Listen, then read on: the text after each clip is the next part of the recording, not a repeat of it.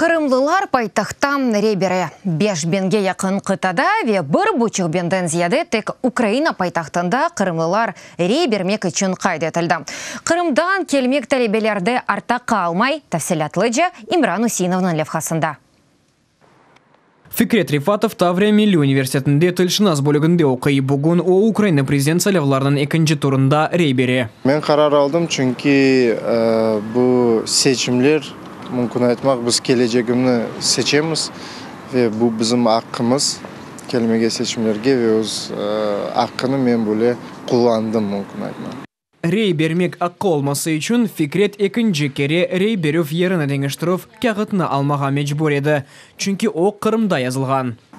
Біріншіден керекеді қайдетілмеге, өз рей берув еріні деңіштірмеге біз білеміз ки Қырым шымды işgalde, үшін бізде шыны бөле имтихан жоқтыр Қырымда рей бермеге.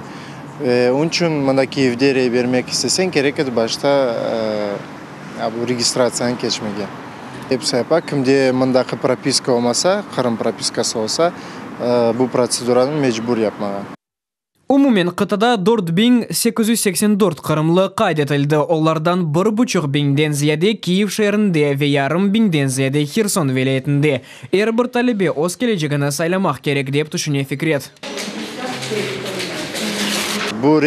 Bu seçimlerge gelmege ben belliyim ki bu Kırım Tatarlar için bir borcumuzdur bu. Pek emniyetli iş. En çok Kırımlılar Kiev'de kaydetildi. Bu Kırım'dan gelgen talebelerinin sayısının bağlı Ukrayna'da Kırımlılar için kolaylaştırılan kirme sisteması çalışa. İmran Usinov, Evgeniy Sakun, UATV.